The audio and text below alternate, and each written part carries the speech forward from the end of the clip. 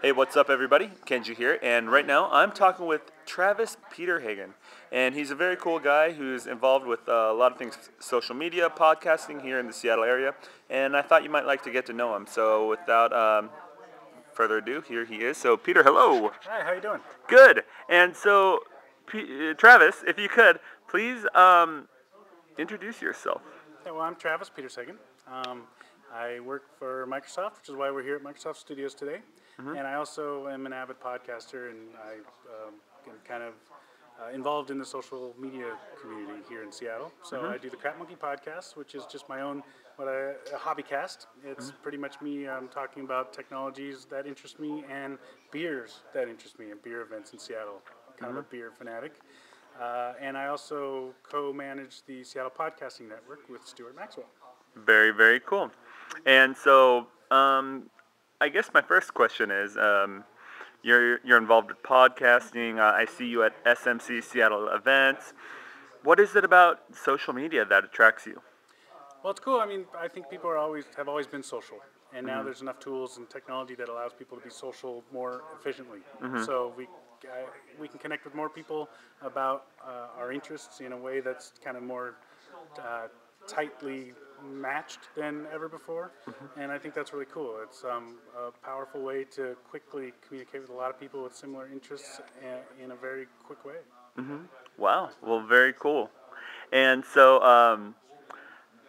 for all of us, we all kind of have that light bulb moment with social media. I mean, and then we're hooked. Whether that be on Twitter or over a blog or what have you.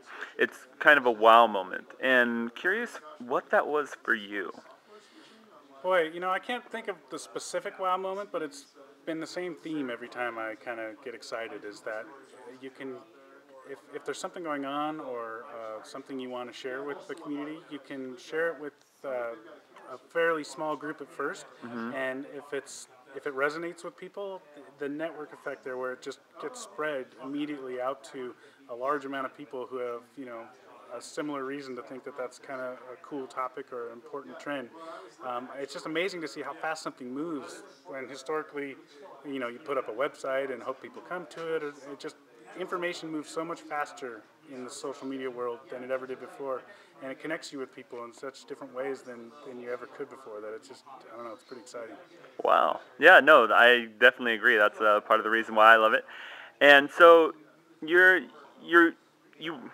co-run the whole Seattle Podcast Network. Could you tell me a little bit more about that? Yeah, it's pretty casual, really. A few years back, I started to really enjoy podcasting as a way to deliver media to people that was kind of different than what existed at the time.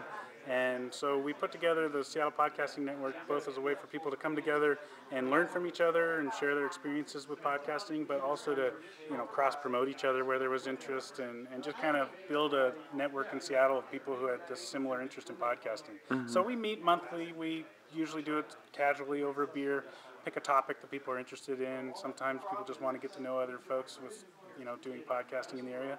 It's meant to be really informal. Everybody's welcome. We get a lot of folks who make podcasts, and also a lot of folks who are just thinking about it or wondering if it's the right thing for their business, or just, generally have questions. So it's designed for everyone who's interested in the word podcasting. Come down, have a beer, and chat with some people with similar interests. Cool. And yeah, I've been to one of your events, and I learned a lot. I didn't know much about podcasting. And so my next question for you has to do with, podcasting newbies. I think of all the social media technologies or what have you out there, podcasting might be a little bit intimidating, just because you think you need a microphone, you think you need the software to edit it. And what kind of recommendations do you have for somebody who's thinking about getting into podcasting? First, don't be scared. And my recommendation is just to jump in and start doing it. The reason I have the Crap Monkey podcast is because I just decided that to learn it, I need to jump in and start doing it. So not a well thought out brand probably, but just start doing it. Your first ones will be terrible, but it's not that hard, and it's not expensive, and it's a lot of fun. And the best way to learn, I think, is to just get that stuff out there, get feedback, keep making it better, and don't be intimidated by it. There's really nothing to it, and you can do it at home, and the privacy of of your own walls, and you don't have to release it to the world unless you like what you've done. Very cool.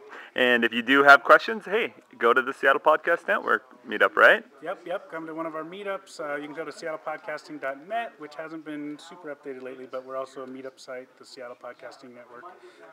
And we'd be happy to talk to you and hang out and have a beer and talk about podcasting. Great. So, speaking of Crap Monkey, how did you come up with that name?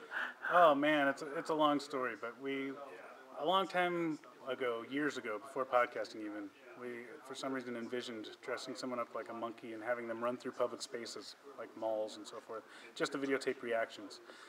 That never came to be, which is probably a good thing. Yeah. But somewhere along the lines, I grabbed the domain name crapmonkey.com. When I got interested in podcasting, it just seemed like the right time to bring them together. Wow. All right. Very cool. And so your podcast can be found... crapmonkey.com. Mm-hmm. And from there, there's all the links for you to subscribe in iTunes or Zune. And, of course, all the other places you can find me, like Twitter and so forth, are accessible there, too. So just head on out to crapmonkey.com.